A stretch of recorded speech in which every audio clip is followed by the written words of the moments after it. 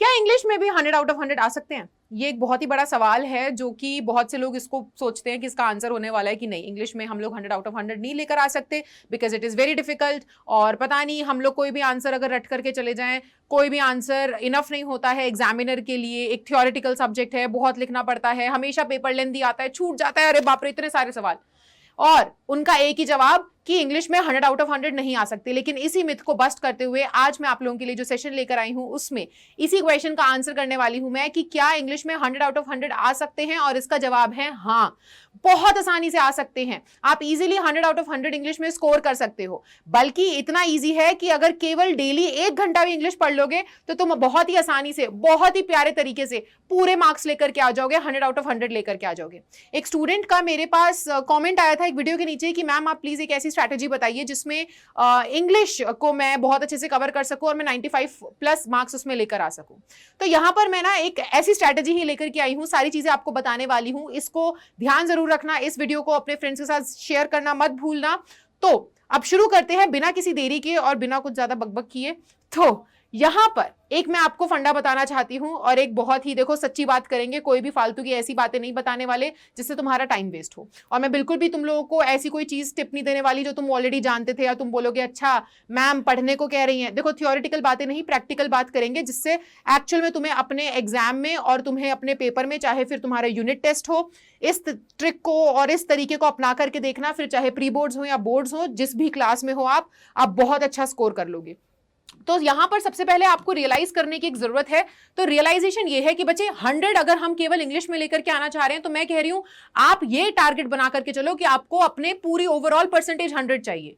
हम लोग 100 से 1% भी नीचे सोच करके नहीं चलेंगे। अगर मैं चाहती हूं एज अ स्टूडेंट कि मेरे 100% अगर मार्क्स आए तो मुझे सभी सब्जेक्ट्स पर इक्वली ध्यान देना पड़ेगा और मेरा गोल होगा कि सभी में मैं अच्छे से 100 आउट ऑफ 100 लेकर के आऊं। और उन सभी सब्जेक्ट्स में इंग्लिश भी आता है, लेकिन हम लोग क्या करते हैं, इंग्लिश को हम थोड़ा सा नजरअंदाज कर देते हैं ये सोच करके कि आसान है आसान है आसान है, हो जाएगा, एग्जाम से एक दिन पहले पढ़ करके भी काम चल जाएगा। और वहीं पर क्या होता है कि अल्टीमेटली एग्जाम से एक दिन पहले पढ़ करके या फिर वही कहानियों का रिवीजन करके समरी लिख करके आ जाते हैं एग्जाम में और हमारे मार्क्स वहीं 70 80 पे आकर के रुक जाते हैं, हम 90 भी क्रॉस नहीं कर पाते। तो आपको यहां पर समझना पड़ेगा कि आप जो भी टाइम टेबल फॉलो कर रहे हो, जो भी आपकी स्ट्रैटेजी है, उसमें इंग्लिश को भी स्टार्टिंग से इंक्लूड करके चलो। बहुत ही इजी सब्जेक्ट है ये मैंने माना, इसमें बिल्कुल भी दो राय नहीं है और इसमें स्कोर करना भी उतना ही आसान है, लेकिन हम इस पे उतना ही फोकस करेंगे, उतना ही ध्यान देंगे जितना हम बाकी सब्जेक्ट्स पे ध्यान देने वाले हैं। साइंस या फिर बाकी आप अकाउंटेंसी का कोई सब्जेक्ट है या फिर मैं जनरल टर्म्स में बात करूंगी, तुम लोग चाहे छोटी क्लास में हो बड़ी क्लास में हो, जो भी ये वीडियो देख रहा है आपके पास बाकी के सब्जेक्ट है, सोशल साइंस है, मैथ्स है, कॉमर्स में बाकी कोई सब्जेक्ट्स हैं, ह्यूमैनिटीज के सब्जेक्ट्स हैं। तो यहां पर मैं इतनी सी बात बोलूंगी कि देखो बाकी सब्जेक्ट्स को जो थोड़े से ज्यादा डिफिकल्ट होते हैं कंपैरेटिवली, तो उनको अगर तुम 3 घंटा दे रहे हो तो इंग्लिश को केवल 1 घंटा भी देकर के चलोगे तो भी तुम देखना कि तुम उससे बेहतर ही मार्क्स लेकर के आ जाओगे। ज्यादा मेहनत नहीं मांगता है, लेकिन हाँ जितनी भी मेहनत कर रहे हो वो पूरी लगन के साथ करनी है, लगन मानता है, तो उससे आप इजीली स्कोर कर सकते हो। अब यहां पर मैं आपको बता देती हूं कि इंग्लिश में हम इजीली तो स्कोर कर सकते हैं और मैं बार बार कह रही हूं कि स्कोर करना आसान है, लेकिन हमारे मार्क्स कटते कहां हैं। तो यहां पर हमारे मार्क्स कटते कहां हैं वो मैं आपको बताऊंगी, और इंग्लिश में अल्टीमेटली हम उन मार्क्स को कटने से कैसे बचाएं और हम 100 आउट ऑफ 100 इंग्लिश सब्जेक्ट में कैसे लेकर के आए ये मैं आपको बताने वाली हूं। तो सबसे पहला जो होता है वो होती है स्पेलिंग मिस्टेक्स। इस पर यार कोई बात नहीं करता और इस पे हम ध्यान नहीं देते। हम क्या करते हैं, हम इंग्लिश को थियरी समझ करके केवल चैप्टर की रीडिंग कर लेते हैं, हम फॉर्मेट लर्न कर लेते हैं, हम सब चीजों का रट्टा मार लेते हैं और ग्रामर हम हाथ नहीं लगाते क्योंकि हमें लगता है कि जो भी सुनने में अच्छा लगेगा वही लिख देंगे तो हो जाएगा। लेकिन हमारे मार्क्स कहाँ कट जाते, चलो ग्रामर भी बच गया, खुदा ना खास्ता एकदम ऐसे बढ़िया भगवान ने तुम्हारे ऊपर मेहर करी और तुम्हारे पे ग्रामर भी बन गया, जो भी तुम्हें तुक्के से आंसर लिख करके आया सुनने में अच्छा लगा, बढ़िया गया, सब कुछ हो गया। लेकिन जो छोटी छोटी स्पेलिंग मिस्टेक्स होती है ना वो हमारे मार्क्स काट के ले जाती हैं, तो यहां पर हमारे मार्क्स कट जाते हैं। मैंने बहुत से बच्चों की कॉपीज देखी हैं जो चाहे बोर्ड्स में जा रही हूं या फिर छोटे बच्चे हों। आजकल हम लोगों की ना एक मैसेज की दुनिया आ गई है, मैसेजिंग एक वर्ल्ड है हमारा जिसमें हम पूरे दिन घुसे रहते हैं, चाहे फिर वो व्हाट्सएप हो, फेसबुक हो, इंस्टाग्राम हो, स्नैपचैट हो, कोई भी सोशल मीडिया हो। वहां पर आजकल जो हम टर्म्स यूज करते हैं जैसे कि व्हाट्सअप या फिर व्हाट यू डूइंग को WYD लिख दिया, ये जो छोटी छोटी चीजें हम ऐसे लिख देते हैं ना, WYD, है ना, टू मच इंफॉर्मेशन को TMI लिख दिया, या फिर हमने व्हाट्सअप लिख दिया, या बिकॉज को हम लोग BCZ लिख देते हैं। तो ये आप लोग सोशल मीडिया तक लिमिटेड रखेंगे तो बेहतर रहेगा, बट ये सोशल मीडिया तक आदत लिमिटेड रह नहीं पाती है। अब आदत पड़ जाती है तो एग्जाम में हम क्या कर जाते हैं, एग्जाम में ऐसे बहुत से बच्चों की मैंने नोटबुक्स देखी हैं कि भाई बिकॉज में BCZ लिख करके आ रहे हैं। तो यहां पर आप ध्यान रखना कि आप शॉर्ट फॉर्म्स यूज नहीं कर सकते हो। शॉर्ट फॉर्म्स यूज करोगे, स्पेलिंग मिस्टेक्स बहुत ज्यादा होंगी। तो देखो आप लोगों को एक मैं बहुत ही, आज मैंने बोला ना कि मैं आपको ग्राउंड रियलिटी बताने आई हूं, कोई भी ऐसी बात नहीं करूंगी जो कि थियोरेटिकल होगी, जो कि तुम बोलोगे हाँ यार चलो चलो सुना है। चलो अगली वीडियो पे चलते हैं। तो मैं यहाँ पे इसलिए आपको बताने हूँ, देखो होता क्या है, रियलिटी ये है कि आपके जो भी एग्जामिनर बैठा हुआ है उसके पास बेटा बहुत सारी बुक्स आई हैं, उसके पास तुम्हारे बहुत सारी नोटबुक्स आई हैं चेक करने के लिए, और उसको एक स्टैंडर्ड आंसर शीट ना तुम्हारे बोर्ड की तरफ से आ चुकी है। CBSE बोर्ड की बात करें, इंग्लिश के पेपर में जो टीचर अगर चेक करने बैठा है, फॉर एग्जाम्पल मैं चेक करने बैठी हूँ तुम्हारी नोटबुक, तो मेरे पास ना, मैं अपनी मर्जी से चेक नहीं कर रही हूँ, मेरे पास एक स्टैंडर्ड आंसर शीट आ चुकी है, और मुझे स्टैंडर्ड आंसर शीट मतलब कि वो जो आंसर की CBSE ने रिलीज की है उसके अकॉर्डिंग मुझे आपका इंग्लिश का पेपर चेक करना है। और मेरे पास ये लादी की लादी इतने सारे आंसर शीट्स पड़े हैं, मेरे को सबको चेक करना है। तो टीचर्स बेसिकली अगर मैं बताऊं, रियलिटी यही है कि हम एक एक लाइन नहीं पढ़ते, नजरें जरूर फेरते हैं, और नजरें फेरने में ना सबसे पहली पकड़ में जो आता है, जो मार्क्स काटता है, वो होती है स्पेलिंग मिस्टेक्स, क्योंकि स्पेलिंग मिस्टेक्स ऊपर ऊपर से दिख जाती हैं। और अगर एक पीस ऑफ शीट में यहां पर मुझे बार बार दिख गया, यहां पे गलती है, यहां गलती है, यहां गलती है, यहां गलती है, यहां गलती है, वो मेरी नजरों में उभर करके दिखेगा। मैं जब भी नजरें फेर रही होंगी, स्पेलिंग मिस्टेक सबसे तेजी से, सबसे आसानी से पकड़ में आती हैं, और ये हमारे होती छोटी मोटी हैं। आई के ऊपर डॉट नहीं लगाई तो वो ई दिखने लग गया, टी के ऊपर डंडा नहीं लगाया तो वो एल दिखने लग गया। छोटी मोटी मिस्टेक्स होती है जल्दबाजी में जो हम करते हैं, और ये हमारे अल्टीमेटली मार्क्स कटवा देती हैं। तो इन गलतियों को हमें क्या करना है, नहीं करना है, इन गलतियों पे ध्यान देना है। अच्छा, दूसरी और एक बहुत बड़ी गलती, राइटिंग स्किल्स। बेटा राइटिंग स्किल्स आपको केवल राइटिंग सेक्शन में काम नहीं आएगी, आंसर राइटिंग में भी काम आएगी, और ये शुरुआत से करना पड़ेगा। स्किल वर्ड मैं हमेशा यूज करती हूं जब भी मैं राइटिंग या रीडिंग की बात करती हूं। मैं कभी भी नहीं कहूंगी आंसर राइटिंग, मैं कभी भी नहीं कहूंगी कि रीडिंग सेक्शन, मैं बोलूंगी स्किल है ये, क्योंकि स्किल को लगता है डेवलप होने में और उसमें माहिर होने में समय देना है आपको। आप स्टार्टिंग से इसकी प्रैक्टिस करके चलो। कोई पीस ऑफ इंफॉर्मेशन आपने ली है कहीं से भी, आपने कोई बुक पढ़ी, आपने अपना कोई चैप्टर पढ़ लिया, उस चैप्टर को जब भी आप कर रहे हो, उसको प्रैक्टिस कर रहे हो, तो उसका एक छोटा सा कुछ भी क्वेश्चन आंसर करो तो उनको सिर्फ नजरों से पढ़ो मत, उसको लिख करके देखो, उसको अपने आप से क्वेश्चंस को आंसर करके देखो, आंसर्स बना करके देखो। स्पेलिंग मिस्टेक्स भी ठीक होंगी, राइटिंग प्रैक्टिस भी होगी। अच्छा, दूसरी चीज जो होती है, आप लोगों का एक पूरा सेक्शन आता है राइटिंग सेक्शन, जो बेस्ड होता है फॉर्मेट्स के ऊपर। अब बच्चे क्या करते हैं कि फॉर्मेट्स को लेकर के क्लियर नहीं होते हैं, अब वहां पे फॉर्मेट भूल जाते हैं तो कुछ भी करके आते हैं। तो छोटी छोटी गलतियां हैं फॉर्मेट की, है ना, और स्पेलिंग मिस्टेक्स जो आपके मार्क्स काट लेती हैं। तो फॉर्मेट को प्रैक्टिस करते हुए चलो, और अप टू डेट रहना है फॉर्मेट के साथ। आए दिन हमारे फॉर्मेट्स चेंज हो जाते हैं, है ना। पहले डेट, जब मैं बच्ची थी तो हम लोग डेट यहां लिखते थे, हम लोग टू द प्रिंसिपल यहां लिखते थे, अब इस साइड लिखा जाता है। तो ये काफी चेंजेस आए हैं। तो आपको अप टू डेट रहना है, आपको अपने बोर्ड के अकॉर्डिंग वो क्या इंफॉर्मेशन जारी कर रहे हैं, क्या अपडेट लेकर के आपको पता होना चाहिए, उस हिसाब से आप आंसर लिखोगे। So writing skill is must. ये आप करना अगर शुरू कर देते हो, आंसर राइटिंग में मदद मिलेगी, आप आंसर्स अच्छे से लिख पाओगे। ठीक है, तो राइटिंग स्किल की अगर हम ढंग से प्रैक्टिस नहीं करते ना, और राइटिंग की प्रैक्टिस नहीं करते हैं, ये एक बहुत ही बड़ी मिस्टेक है जो हम अपनी अर्ली टाइम में ऐसे कर लेते हैं, और उसके बाद हमें इसका भुगतान करना पड़ता है। मैं एक छोटा सा मतलब आउट ऑफ टॉपिक बताऊंगी। मैं स्टैंडर्ड 10th में थी, और 10th स्टैंडर्ड एक ऐसा स्टैंडर्ड होता है जहां पर हम पहली बारी एक्सपीरियंस कर रहे होते हैं बोर्ड एग्जाम्स को। बहुत इंपॉर्टेंट होता है एक्सपीरियंस के तौर पर, है ना। 12th में तो फिर भी हमें एक्सपीरियंस होता है कि 10वीं में हम करके आए थे, हमें पता है कि कैसे होगा, क्या क्या होने वाला है। तो 10th क्लास में मेरे कंप्यूटर टीचर थे जो कि हम लोगों को राइटिंग प्रैक्टिस करवाते थे, क्योंकि 3 घंटे बैठ करके लिखना और पूरी स्पीड से लिखना, हैंडराइटिंग ना बेकार हो जाए, इन सब चीजों का ध्यान रखना पड़ता है। ये केवल बातें नहीं है, ये सच में रखना पड़ता है। जब तुम्हारा लिखा हुआ आंसर समझ ही नहीं आएगा मेरे को, तो मैं क्या नंबर दूं उसके। तो वो हमें ना पूरी बुक का जो है लिखने को होमवर्क देते थे, और वो चेक भी करते थे। तो इस तरीके से अब यहां पर मैं तो चेक नहीं कर पाऊंगी, लेकिन आपको अपना खुद का टीचर बनना है जब मैं वहां नहीं हूं। तो तुम लोग अपना खुद का एक टाइम निकाल करके रखो कि अगर मैंने ये चैप्टर रिवीजन करा है इस चैप्टर का, या फिर मैंने अगर कोई चीज पढ़ी है, या मैं अगर इसके क्वेश्चन आंसर्स, चैप्टर पढ़ लिया, मैं क्वेश्चन आंसर्स अगर करने बैठा हूं, तो मैं पक्का एक नोटबुक लेकर के बैठूंगा और मैं लिख करके उसे प्रैक्टिस करूंगा। स्पेलिंग मिस्टेक्स और राइटिंग की प्रैक्टिस यहां से हो जाएगी। सो ये जो 2 गलतियां हैं, ये बच्चा स्टार्टिंग की एज से करके चलता है, स्टार्टिंग के टाइम से करके चलता है, स्टार्टिंग से करके चलता है, और फिर आगे जाकर के यही गलतियां जो है बड़े बड़े नंबर उसके डुबो देती है। मतलब बेसिकली पूरा इंग्लिश में मार्क्स जो है कम रह जाते हैं। अच्छा, अब मैं बताती हूं कि हमें क्या करना है। ठीक है, तो याद रखना कि आपका जितना भी राइटिंग सेक्शन होता है, बेसिकली इंग्लिश में तो पूरा ही जो आएगा, कोई ऐसे न्यूमेरिकल्स तो होते नहीं, राइटिंग होता है, तो उसमें वर्ड लिमिट हमेशा दी जाती है। अब हम बात करें आंसर की, तो आंसर में आपको वर्ड लिमिट दी जाएगी कि 30 to 60 के अंदर लिख दीजिए, है ना, या फिर 120 to 150 के वर्ड लिमिट में लिखिए। तो आपको वर्ड लिमिट दी जाती है। हमेशा कोशिश करेंगे कि हम सबसे मिनिमम वर्ड लिमिट तक तो लिख करके चलें, इससे नीचे नहीं जाना, लेकिन इससे ऊपर भी नहीं जाना, ये हमारा टारगेट रहेगा। मिनिमम वर्ड लिमिट 30 से 60 के बीच में लिखने को कहा है, हम 30 तो लिखेंगे, 30 शब्द लिख करके आएंगे। 120 शब्द से 150 शब्द बोले, हम कम से कम 120 लिखेंगे, 120 से कम नहीं, क्योंकि वहां पर भी ना वो बहुत छोटा हो जाता है तो उसमें मार्क्स कट जाते हैं, क्योंकि आपने वर्ड लिमिट का ध्यान नहीं रखा। और उससे ज्यादा लिखने के भी मार्क्स कट जाते हैं। क्यों कट जाएंगे? एक बात बताओ, जब तुम ज्यादा लिख करके आओगे, अगर मैं इतना आंसर लिखा, इतने में से 4 गलतियां निकली, ठीक है, इतना आंसर लिखा तो 12 गलतियां निकलेंगी कि नहीं निकलेंगी? तो मार्क्स कटेंगे कि नहीं कटेंगे? यही बात मैं बता रही हूं, लॉजिक है। तो इसलिए आप समझ के चलो कि जो भी आपकी वर्ड लिमिट हो, मिनिमम वर्ड लिमिट उतना ही लिख करके आओ। टाइम भी बचाओ, मेहनत भी बचाओ, और सेफ प्ले करो, बिना बात के अपने मार्क्स हमें नहीं कटवाने हैं। तो ये चीज हमें करनी है, ठीक है। इसके बाद वोकैब का मैं ध्यान रखने को बोलूंगी। अब टीचर्स जो हैं हमें स्कूल में बोलती हैं कि बेटा वर्ड्स बहुत अच्छे यूज करने हैं, फॉर्मल वर्ड्स यूज करने हैं, ऐसे वर्ड्स यूज करने हैं। मैं बोलूंगी जस्ट कीप इट सिंपल। आपको जरूरी नहीं है अपना आंसर पेपर को इतना बड़ा हवा बनाने की कि भाई मुझे ऐसे ऐसे वर्ड्स लिखने हैं इसके अंदर जिसका मीनिंग मैं खुद भी नहीं जानता, और शायद तुम्हारे एग्जामिनर को भी 2 मिनट ऐसे हो जाएगी भाई इसने क्या लिखा है।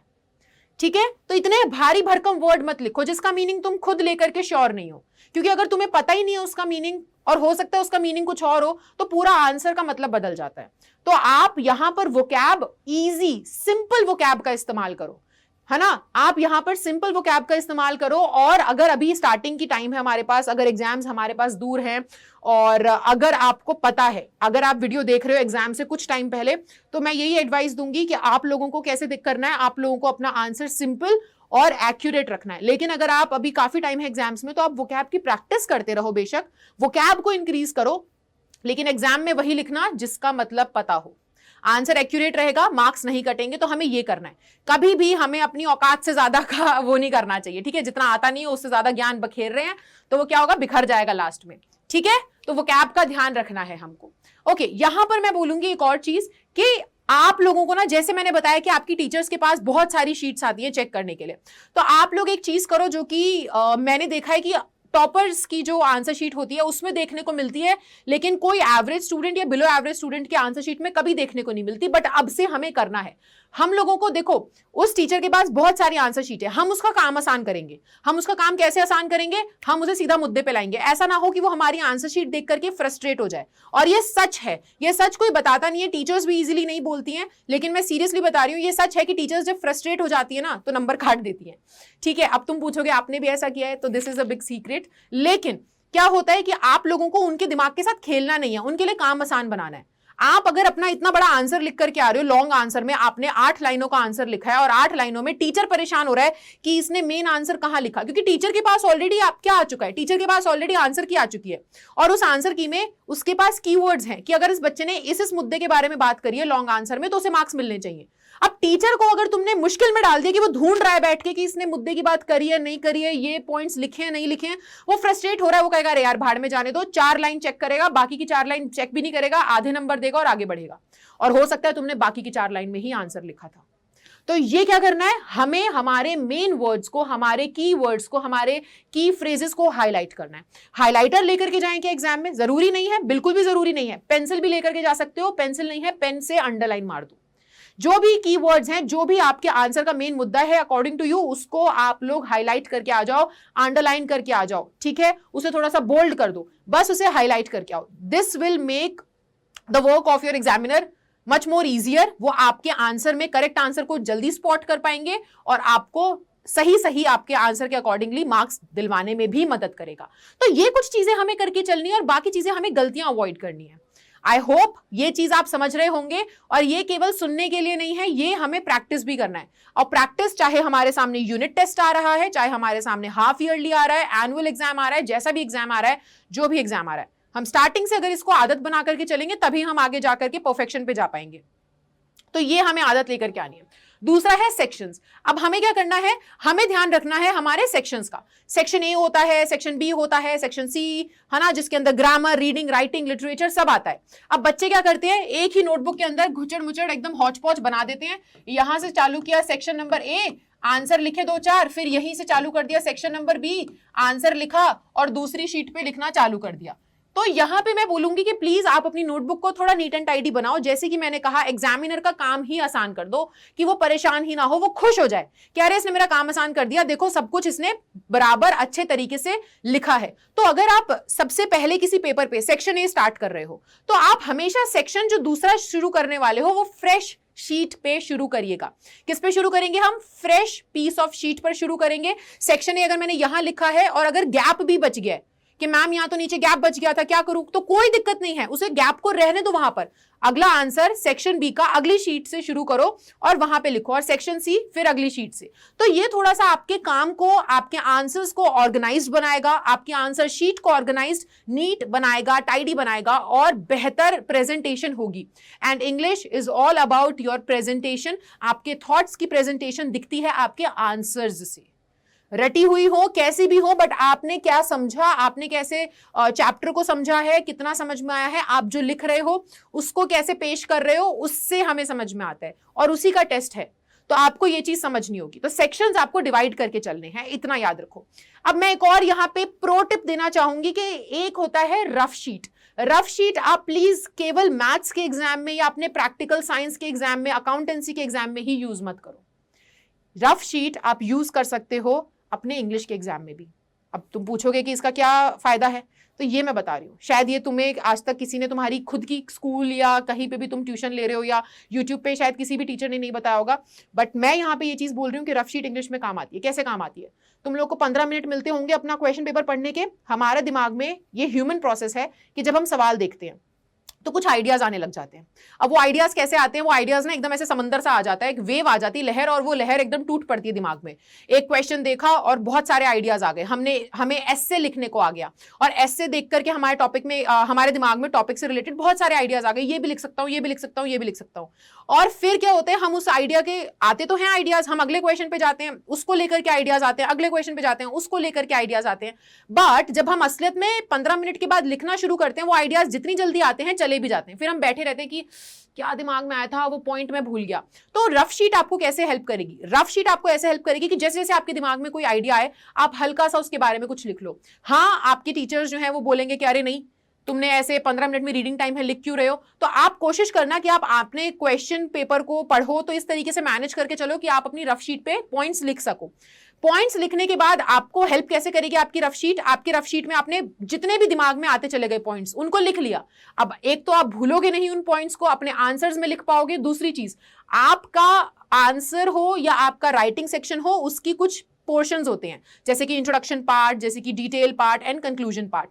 तो जो भी आइडियाज आए थे, अब आप उनको सेग्रीगेट कर सकते हो कि ये वाला तो आइडियाज में इंट्रोडक्शन में डालूंगा, ये वाले इसमें आएंगे, ये नीचे जो लिखे हुए हैं ये इस वाले पार्ट में जाएंगे। तो आपका जो आइडिया था, जितने भी आपके दिमाग में थॉट्स जो आए थे, जितने भी चीजें आई थी, पॉइंट्स आए थे, वो पॉइंट्स अब आप बांट बांट करके अपने अपने पोर्शन में डाल सकते हो। तो ऐसे आपको रफ शीट हेल्प करेगी। और इस रफ शीट को जरूरी नहीं है घर वापस लेकर के आना, अपने टीचर के पास भेज दो, एग्जामिनर के साथ पीछे टाई करके उसे भेज दो, उनको भी देखने दो। कई बारी होता क्या है, ये भी सच है, मैं बता रही हूं इस बारे में, कि होता क्या है कि रफ शीट भी ना टीचर्स चेक कर लेती हैं। मैथ्स के पेपर में भी ऐसा होता है। हम समझते हैं कि बच्चा बहुत ज्यादा प्रेशर में है, मैथ्स के पेपर में भी ऐसा होता है। ये मेरे साथ भी हुआ है कि मैथ्स में रफ शीट में मैंने आंसर सही सॉल्व किया था, 60 अगर 8 लिखा आया था तो मैंने सही सॉल्व किया था रफ शीट में, और मैंने उसको जब अपनी एक्चुअल आंसर शीट में लिखा तो मैंने 688 कर दिया, 608 की जगह। दिमाग में बस प्रेशर था, जल्दी जल्दी करना था, तो 688 कर दिया, लेकिन मुझे उसका आंसर का मार्क्स मिले थे। क्यों? क्योंकि मेरे टीचर ने रफ शीट चेक कर ली थी और उन्हें दिख गया था कि शायद इससे गलती हो गई है कैरी फॉरवर्ड करने में।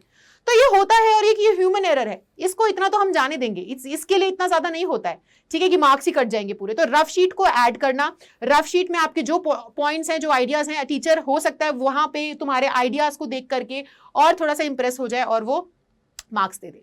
सो ये सारी चीजें आपको अपने दिमाग में रखनी है, ध्यान में रखनी है। So thank you so much. ये वीडियो ज्यादा लंबी मैं नहीं बनाना चाहती थी, मैं चाहती थी कि इस वीडियो के अंदर तुम लोगों को मैं सारे वो मेन पॉइंट्स बता दूं जो जिसने मेरे को हेल्प किया है कि मैं इंग्लिश के अंदर बहुत अच्छे मार्क्स लेकर के आ सकूं। और थ्रू आउट द ईयर्स जितने भी टाइम से मैं पढ़ा रही हूं, मैंने अपने सभी स्टूडेंट्स को ये टिप्स बताई हैं।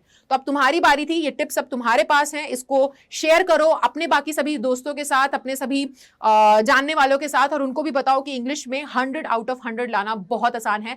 बस थोड़ा सा हमें क्या करके चलना है, थोड़ी लगन की जरूरत है और हमें थोड़ा सा मैनेजमेंट की जरूरत है और गाइडेंस आपको मिल गई है। मैनेजमेंट कैसे करना है वो मैंने बता दिया, और लगन की टेंशन मत लो, क्लासेस में आओ, वो अपने आप ही लगन लग जाएगी। तो मैं आपसे मिलूंगी अगले सेशन में, and thank you so much. तब तक के लिए bye bye, take care, and I will see you in the next lecture.